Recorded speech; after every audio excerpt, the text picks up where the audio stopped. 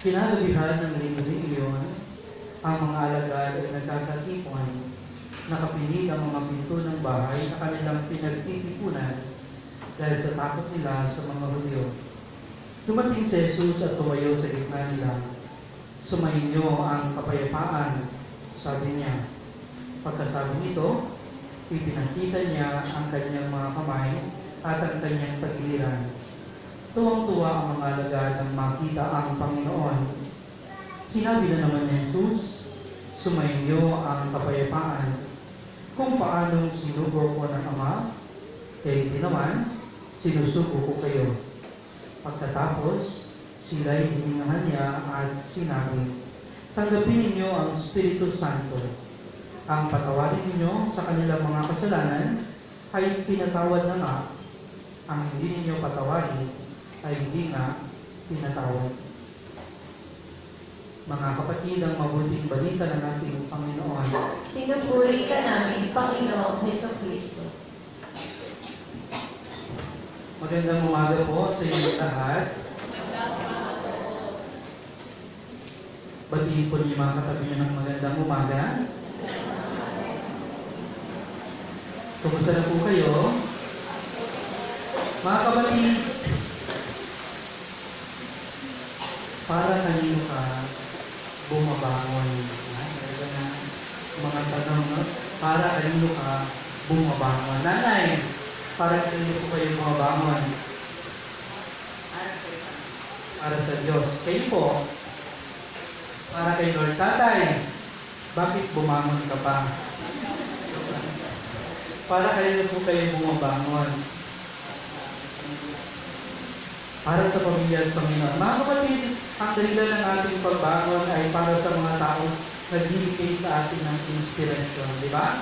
Nagbibigay inspirasyon. Sabi nga po ninyo, inspirasyon.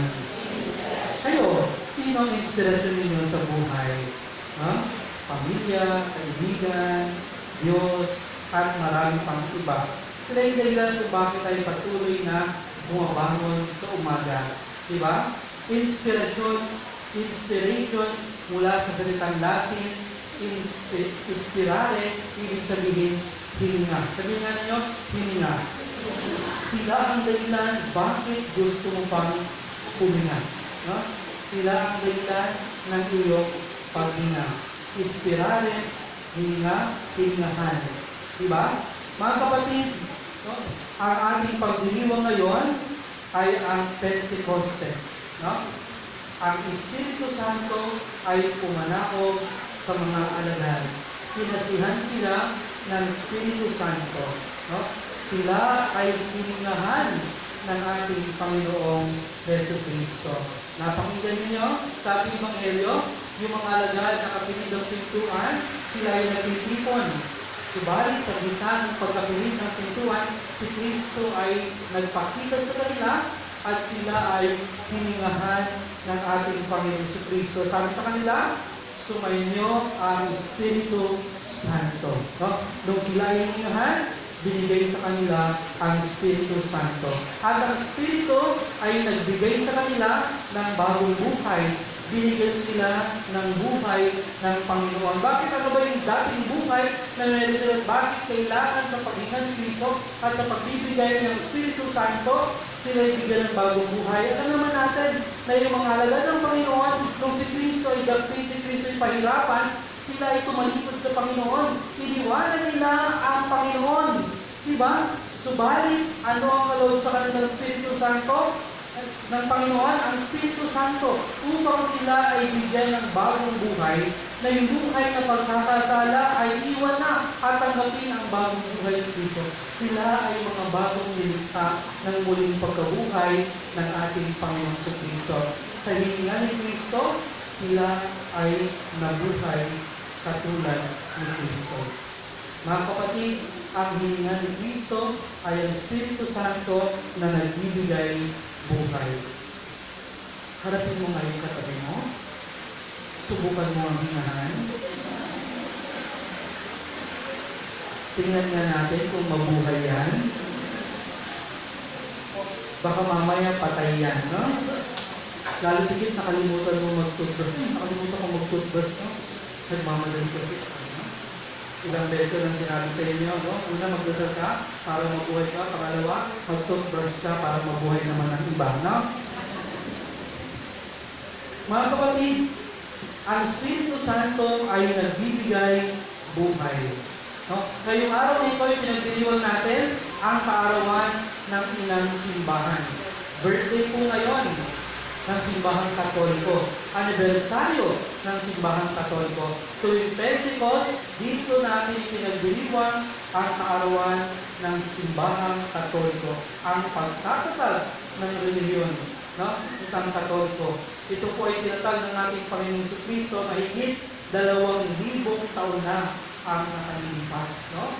Mantakin niyo, may kumulang 2,000 taon na ang nakalilipas. At noong isinugo ng Panginoong Kristo ang Espiritu sa mga alagad, dito sinimulan ng mga alagad yung pangangaral ng mabuting balita sa lahat, hindi lang sa mga Hudyo, hindi lang sa mga Israelita, kundi sa lahat, sapagkat ito yung inatas ng Panginoon sa kanyang mga alagad. Bago siya umakyat sa langit, sabi ng Panginoon, binyagan ninyo ang lahat sa ngalan ng Ama, ng Anak at ng Espiritu Santo. Binyagan ang lahat, no? Walang pinipili, lahat. Kaya nga, ang tawag sa ating relihiyon, ang pangalan ng ating relihiyon ay Katoliko. Ibig sabihin ng salitang Katoliko, pangkalahatan, no? Universal.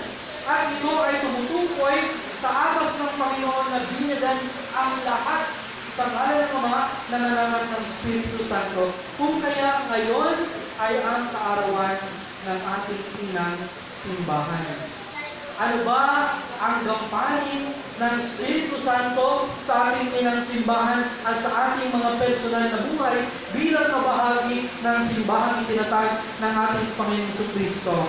Mga kapatid, ang Espiritu Santo ay parang kaluluwa ng simbahan. At ang simbahan ay ang katawan. No? Ang tao, siya ay nabubuhay, no? Hindi lang dahil sa kanyang katawan, kundi dahil sa kanyang kaluluwa. Kapag nawala yung kaluluwa ninyo, ang tawag sa inyo ay hindi na katawan. Ang tawag dyan ay mga bangkay na lamang. Diba?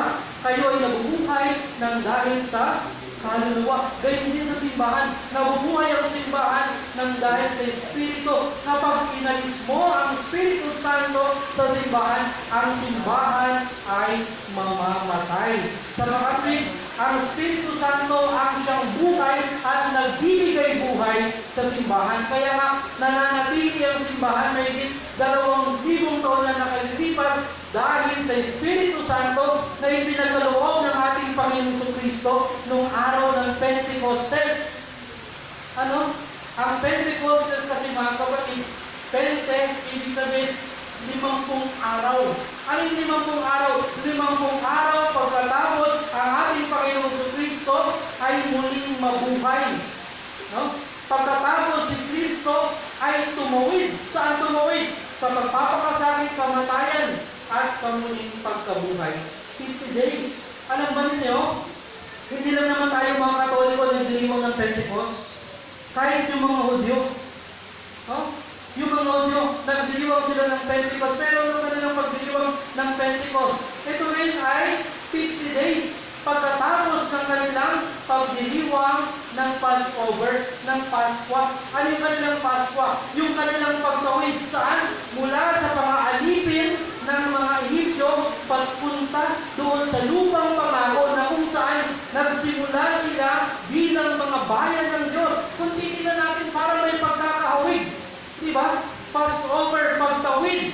Tumawid sila mula sa pang-aalipin patungo sa pagiging sambayan ng Diyos. Tayo rin. Tayo ay tumawid. Si Kristo ay tumawid mula sa kanyang kamatayan dahil sa ating mga kasalanan patungo sa bagong buhay, patungo sa muling pagkabuhay upang tayo sa pagkabuhay ni Kristo magkaroon din ng bagong buhay at maging buhay. Buhay na nagbumula sa ating Panginoon si Kristo. Tumatawid. Di po ba? 50 days. At ngayong araw nito, tinatapos na natin ang panahon ng muling pagkabuhay ng ating Panginoon Kristo. Bukas kasi, ordinary days na naman. No? Makikita niyo ang suot ng mga pawalipuli verde. No?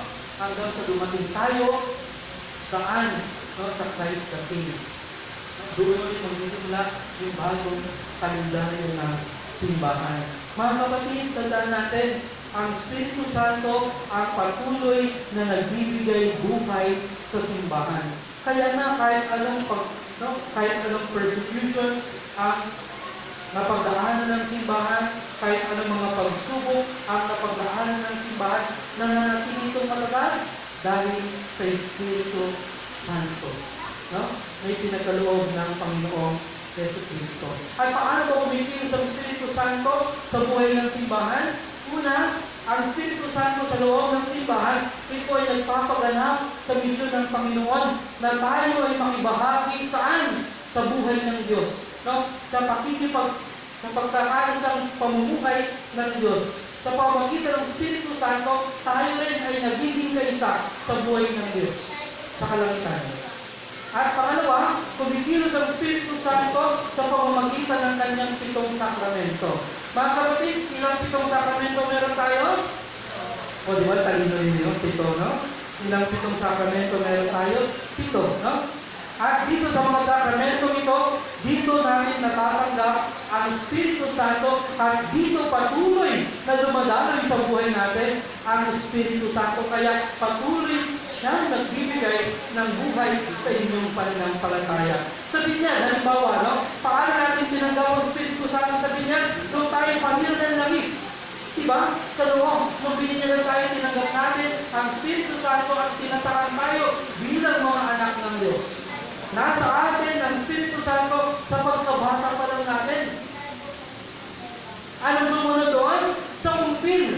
Tinatakan ulit tayo ng Espiritu Santo, pinahiran ulit tayo ng langis sa ating mga loob upang patatagin tayo sa ating pagiging Kristiyano, sa ating pagiging Katoliko at maging buhay nagtagasaksi sa pananampalatayang Katoliko. Sa banal na komunyon, no? Sa banal na misa, paano kumikilos ang Diyos sa banal na misa? Simple lang. No? Sa pamamagitan ng Espiritu Santo, yung simpleng tinapay at yung simpleng alak ay nagiging tunay na katawan at dugo ng ating Panginoon Jesucristo dahil sa kapangyarihan ng Espiritu Santo. Sa kapatawaran ng kasalanan, sa kumpisal, nandoon ang Espiritu Santo nagpapatawad sa atin. Napakinggan niyo sa ating Ebanghelyo ng binasa, sabi ng ating Panginoon Jesucristo, pagkatapos ng ibigay ang Espiritu Santo, ang matawarin ninyo sa kanilang mga kasalanan ay pinatatawad na nga. At ang hindi nyo patawarin ay hindi na pinapatawad. Sa madaling salita, sa kapatawaran ng kasalanan, kumikilos ang Espiritu Santo. No? Habang tayo ay nangungumpisan, yung Espiritu Santo ay sumasa atin upang tanggapin mo sa buhay mo na ikaw ay makasalanan, upang aminin mo, no, sa Diyos ang lahat ng pagkakasala mo. Tuwan kumikilos ang Espiritu Santo. Di po ba? Saan ba? Sa sakramento ng pag-orden, no, sa pagkapari.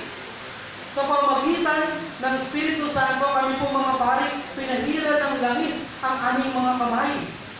No? Upang nang sa gayon, ang Espiritu Santo ay banal at tagapagpabanal. Dahil kami pinahira ng banal na Santo Olyo, no, ang aming mga kamay ay ginagamit na instrumento ng Espiritu Santo upang magpabanal. Saan? Sa kanyang bayan. Upang makamit ninyo ang kabanalan ng buhay sa pamamagitan, no, namin mga pari bilang instrumento. Kaya nga makikita ninyo sa paglukob ng aming mga kamay doon sa tinapay at sa alak, no, dito nagaganap ang pagbabago na yung tinapay ay nagiging katawan at yung alak ay nagiging dugo.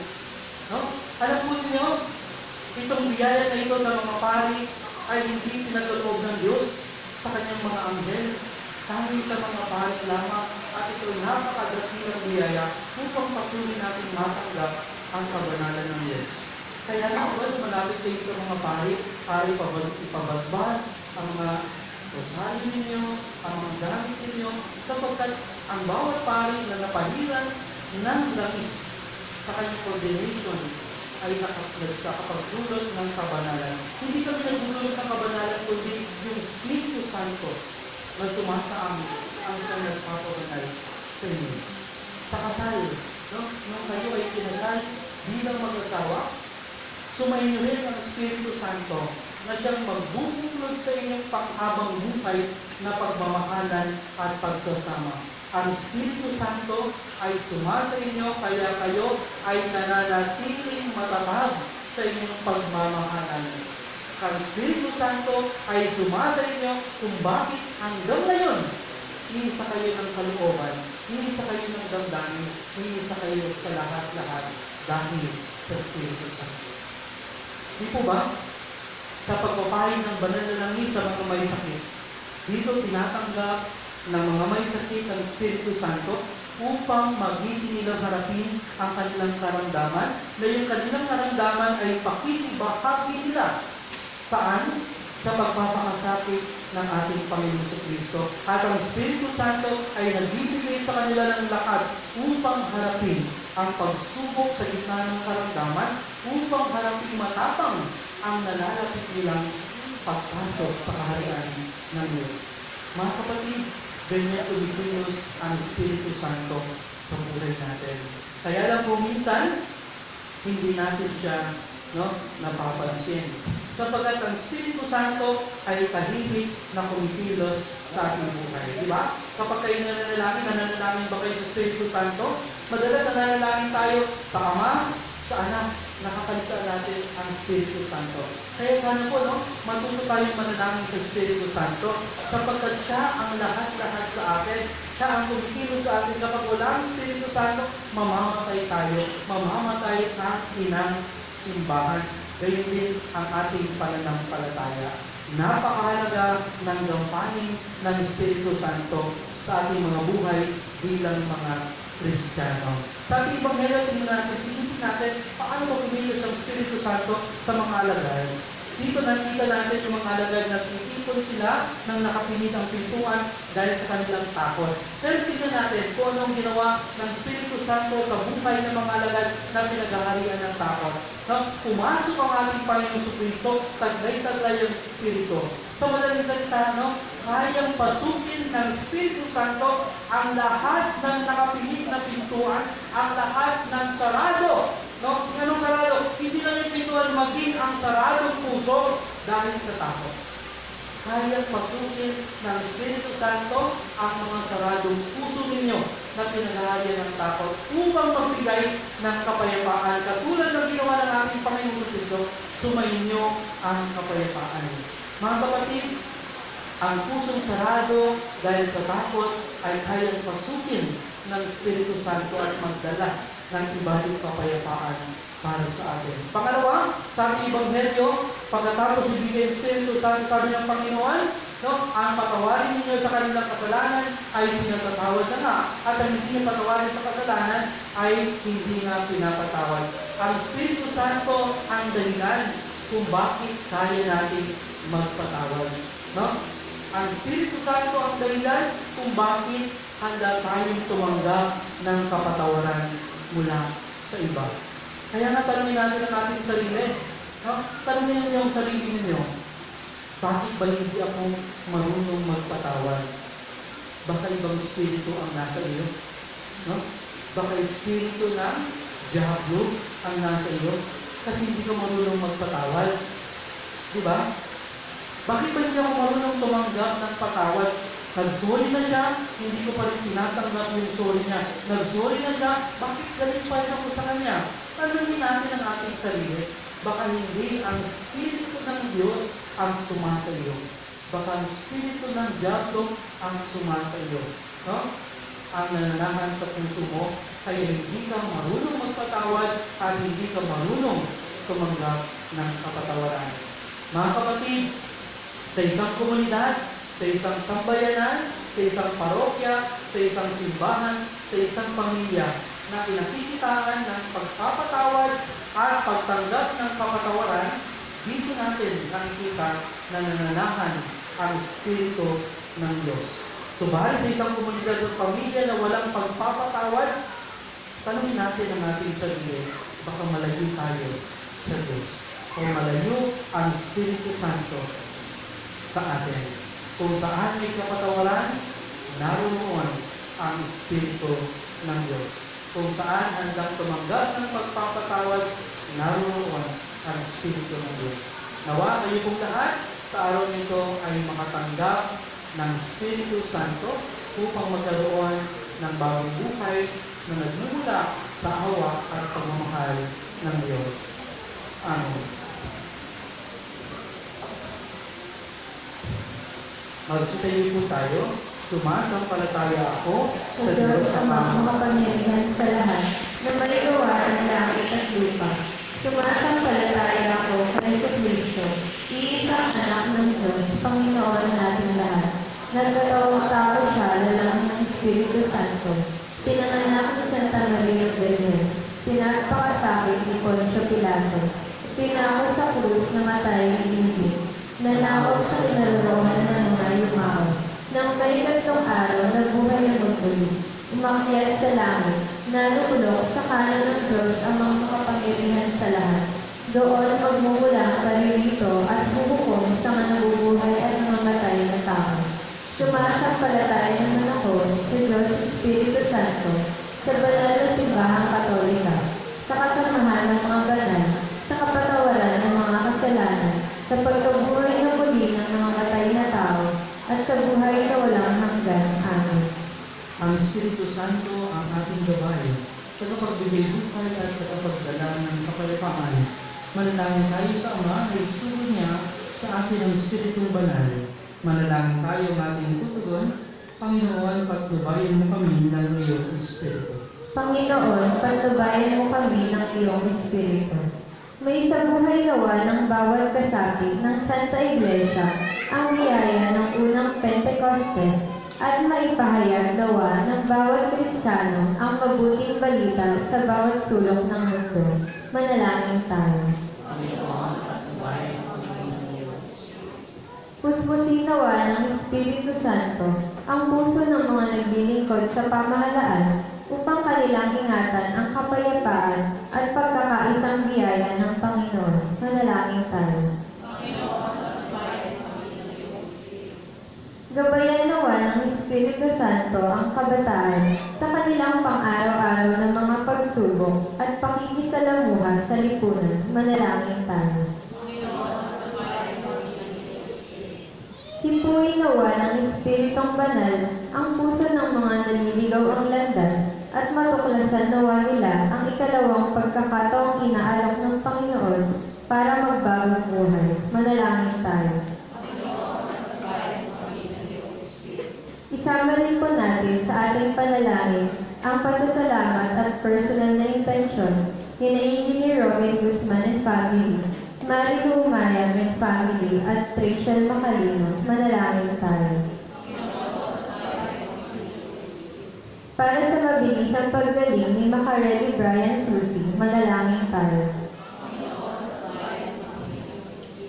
Para sa kaluluwa ni Christine G. Fernandez, Pilar C. Fernandez at Maria Estrella Arboladora, manalangin tayo.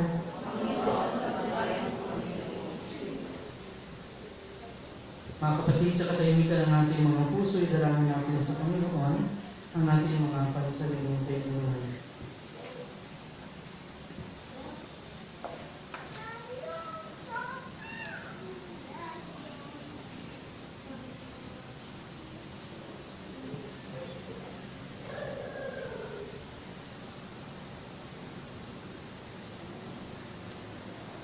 Ang aming mapagmahal, isugo mo sa amin ang Espiritu Santo upang mabago ang mundo at pabanalin ang lahat ng bagay sa iyo. Hindi naman ito sa ngalan ni Jesucristo, ang aming Panginoon. Amen. Ating iaalay ang ating mga handog sa dambana ng Panginoon.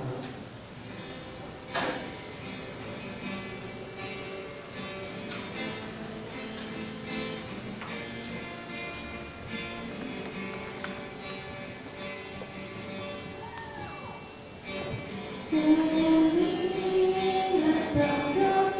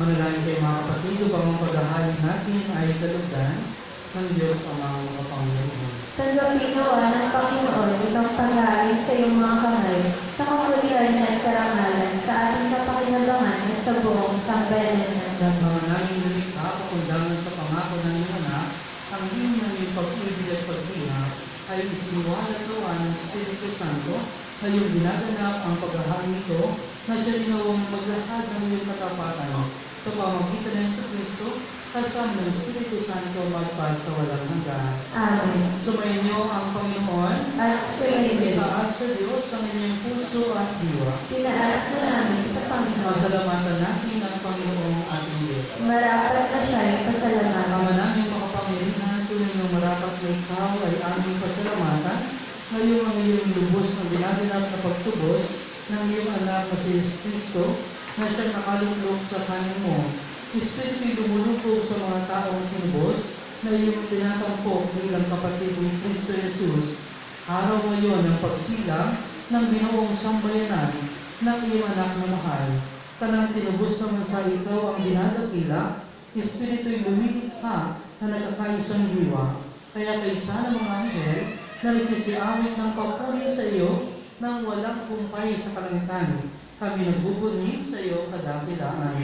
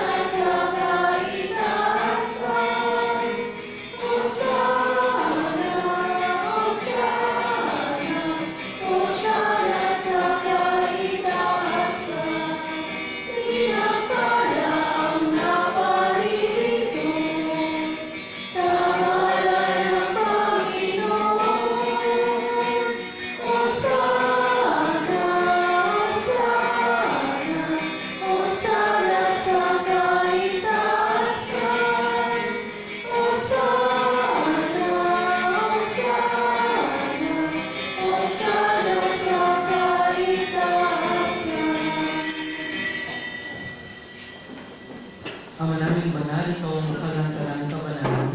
Dahil sa pamamagitan ng iyong Espiritu, gawin mong banal na mga kaloob na ito upang para sa amin maging katawan at dugo ng aming Panginoong Yesu Kristo. Bago niya pinag-inis ang kusang loob na maging handog, pinuutan niya ang tinapay. Pinasalamatan ka niya, pinagatinog niya ng iyon, inibot sa kanyang mga alagad at sinabi, "Tagapin ninyong lahat ito at kanin, ito ang aking katawan na iahandog para sa inyo."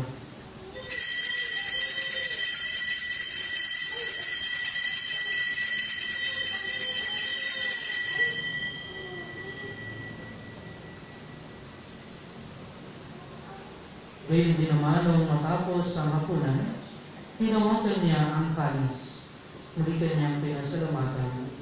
Inibot niya ang kanis sa kanyang mga alagad at sinabi, "Tanggapin niyo lahat ito at inumin.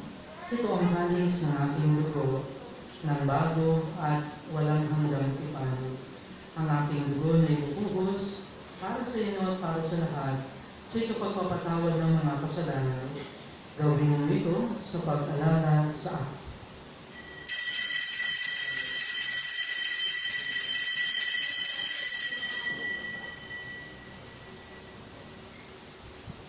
Ipagbunyi natin ang misteryo ng pananampalataya. Sa puso at pagkabuhay, kami pinupuos mong tunay. Poong Jesus, aming mahal, iligtas mo kaming tanawan. Poong Jesus, aming mahal, ngayon at magpakailanman. Ama,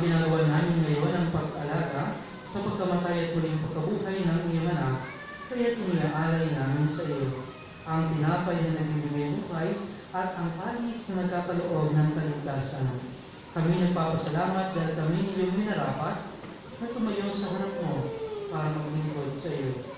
Yung sinasama namin kaming magsasalo-salo sa katawan at dugo ni Kristo ay mabuklod sa pagkakaisa sa pamamagitan ng Espiritu Santo. Ama, ingapin mo ang iyong simbaang laganap sa buong liglig. Puspusin mo kami sa pag-ibig. Kay San Francisco na aming Papa at ni Bartolome na aming Obispo ng Tanang Kapalian. Alalahanin mo rin ang mga kapatid namin nahing lahi na may pag-asang sila'y muling mabubuhay ay hindi ng lahat ng mga pumanaw. Kaawaan mo sila at patuloyin sa iyong kaliwanagan. Kaawaan mo at pagnilapatin kami lahat na makasalo sa iyong buhay na walang wakas. Kay Sanang Mahalaga ng Maria ni Nanay Diyos, si San Jose na kanyang kabiyak na puso, kay Sanang mga apostol, si Santiago at ng lahat ng mga banal na namuhay dito sa daigdig ng kalugod sa iyo. May pagdiwang namin ang pagpupuri sa ikaralan mo sa pamamagitan ng iyong anak ng aming Panginoong Jesucristo. Sa pamamagitan ni Kristo, kasama niya at sa Kanya, ang lahat ng parangal at papuri ay sa iyo, Diyos ang makapangyarihan, kasama ng Espiritu Santo, magpa sa walang hanggan.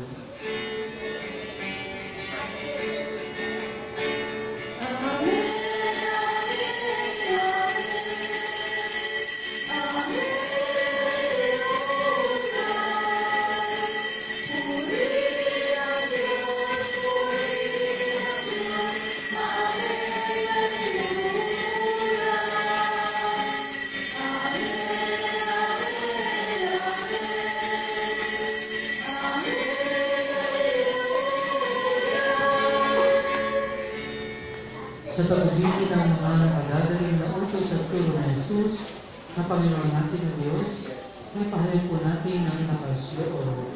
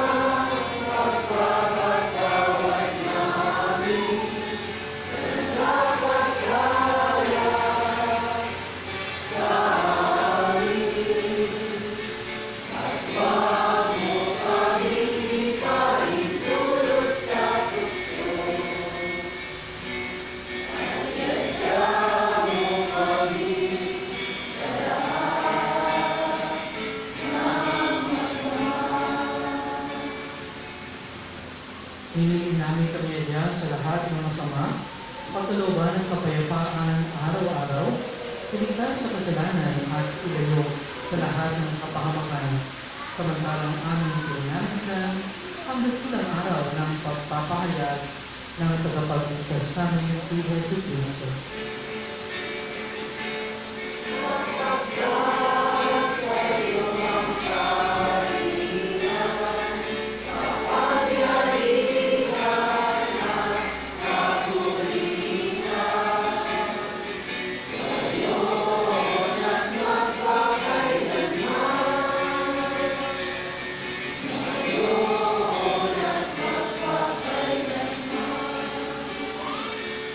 Panginoong Jesucristo, sinabi mo sa iyong mga apostol, kapayapaan ang iniiwan ko sa inyo, ang aking kapayapaan ang binibigay ko sa inyo. Tumayin mo ang aming pananampalataya at huwag ang aming mga pagkakasala. Pagkalooban ng Panginoong kapayapaan at pagkakayusaan sa iyong kalooban, kasama ng Espiritu Santo, magpagsawalang hanggan. Amen. Ang kapayapaan ng Panginoon ay laging sumainyo.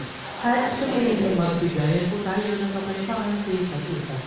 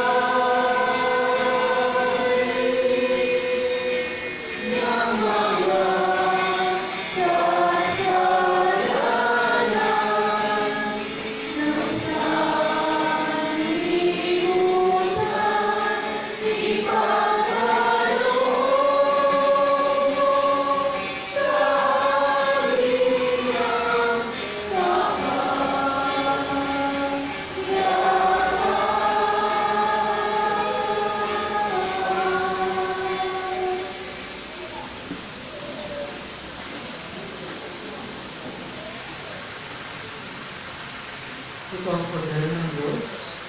Ito ang nag-aalis sa mga kasalanan ng sanlibutan. Pangalaw ng mga hinaan niya sa mga. Panginoon, hindi ako karapat-dapat na magpatuloy sa iyo, ngunit sa isang salita mo lamang ay gagaling na ako.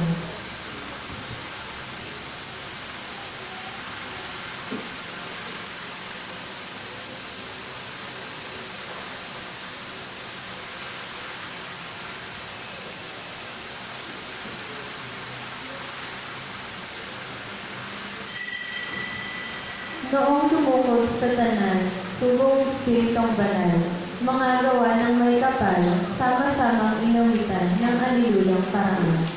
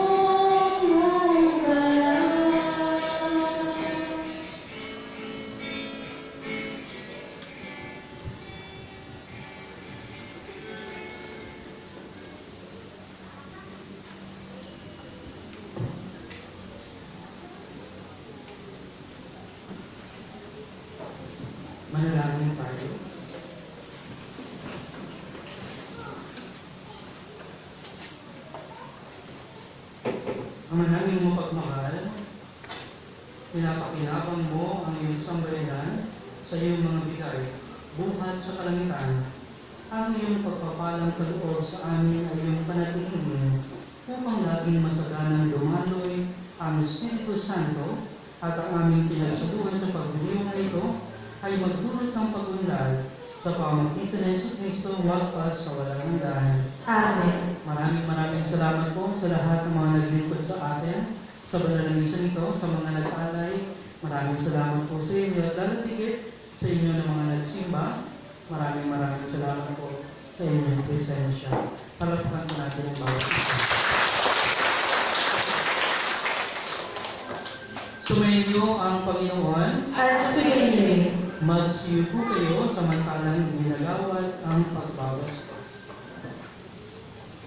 Ang Diyos Ama ng Kaliwanagan ay nagkaloob ngayon ng pandaw sa kalooban ng mga alagad na pinuspos niya ng Espiritu Santo. Pagpalain nawa kayo ng mga kaloob ng Espiritu Santo ngayon at magpal sa walang hanggan. Amen. At pagpalain po kayong lahat ng makapangyarihang Diyos, ang Ama at ng Anak at ng Espiritu Santo. Amen. Tapos ang ating banal na misa, kumain kayong taglay ang pag-ibig at kapayapaan ni Kristo. Salamat sa Diyos.